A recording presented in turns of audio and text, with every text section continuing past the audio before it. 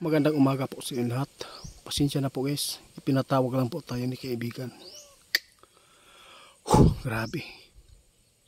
Meron silang nakita doon sa kanilang karian kagabi guys. Tungkol po sa magaganap na naman. Meron po nga susunod na lindol. Mag-ingat po kayo, medyo malakas-lakas din po ito kaibigan.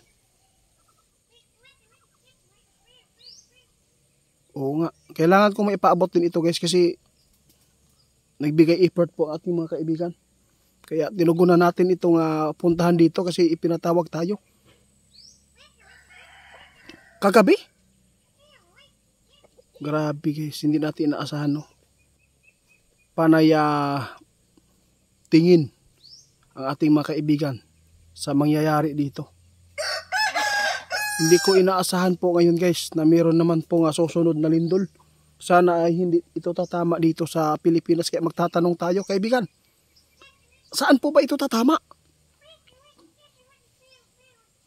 Sa ibang bansa pa rin to guys. Pero hindi pa rin tayo magkampante. Dahil sinabi po ng ating kaibigan, makasagupa pa rin tayo ng pagyanig po dito sa ating bansa. Ngunit hindi naman po ito totally na malakas. Salamat kaibigan ha. Kailangan din pong ipaabot natin guys kasi po nagbigay po effort ng ating mga kaibigan no. Umuwi lang sila doon sa kanilang kaharian para titingnan nila kung anong magaganap. Natakot si kaibigan guys sa lahat po na makapanood sa atin. Natakot si kaibigan na kung yayanigin ulit ng malakas na lindol, posibleng magkakaroon po talaga ng tsunami. Kasi yung nangyari po doon sa Russia, hindi naman po talaga yan na totally na yung tsunami na katulad sa Japan nung nangyari.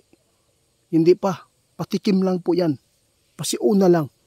Para ang mga tao na makapag-isip na mayroon talagang naglalang sa kanila. Kasi nakalimutan na po ng mga tao doon na mayroon pang pinakamakapangyarihan porket mayroon pong nakamtan yung mga tao na mayroon na sila lahat no.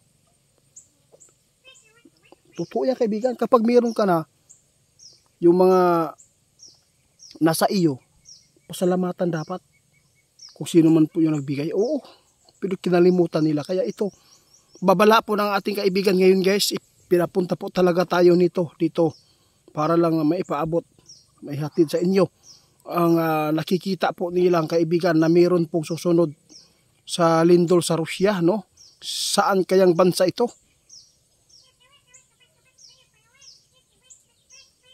Salamat po kaibigan. Pasalamatan talaga natin guys no? Medyo putol-putol ang ating video no?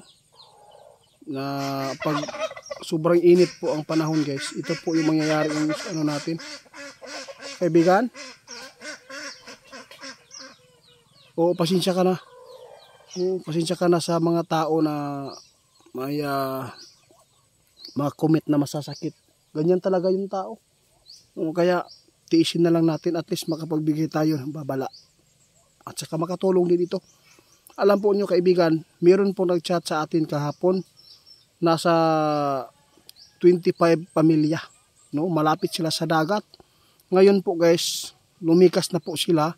Nandun na po sila sa kanilang mga lupa. No? Meron po sila mga lupa. Ang swerte lang po dito yung mga tao na mayroong lupa sa mga matataas po na area. Tulad po ng probinsya, bundok na hindi po naaabot ng baha. At saka kung maglindol ay safety lang. Kasi ang mga kahoy, medyo hindi naman po malapit sa kanilang tinitirikan po na kubo. Kaibigan, ano pa ba ang nakita po nyo dito? Kailangan din daw guys ang Pilipinas lagi pong handa sa anumang oras na biglang dumating ang katulad po sa Russia no. Ilang minuto lang po daw talaga guys ang preparasyon natin kapag magkakaroon ng tsunami, kasi agad-agad po talaga kayo maaabutan kung madili ang inyong pag-ready. Kailangan po maging alerto po tayo kung hindi man kayo makalis sa malapit sa dagat. kung may mga paabot man ang P-Box po sa inyo, sana po ay matugunan ninyo at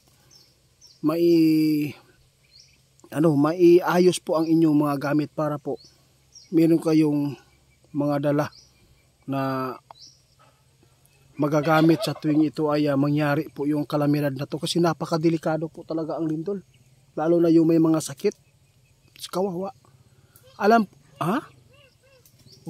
po niyo guys, ang sumpa ng lindol ngayon, sabi ng ating kaibigan, para hindi, lalo na yung may mga masakit, may mga sakit ba, no? Kung mayroon talagang mga duyan, kahit pag-aano kalakas yung yung pagyanig, hindi po talaga mararamdaman kapag mayroon kang duyan, no? Pagsabayan mo na magduyan ka na malakas po yung hindi po talaga maramdaman ang lakas ng lindol. Ito po yung sumpa sa mga may sakit po ng puso o matakutin, no? Kailangan maglagay kayo ng duyan dyan. Kung sakali man na naabutan kayo sa duyan, sigurado safety po ang inyong buhay guys. Yun po ang sabi ng ating kaibigan.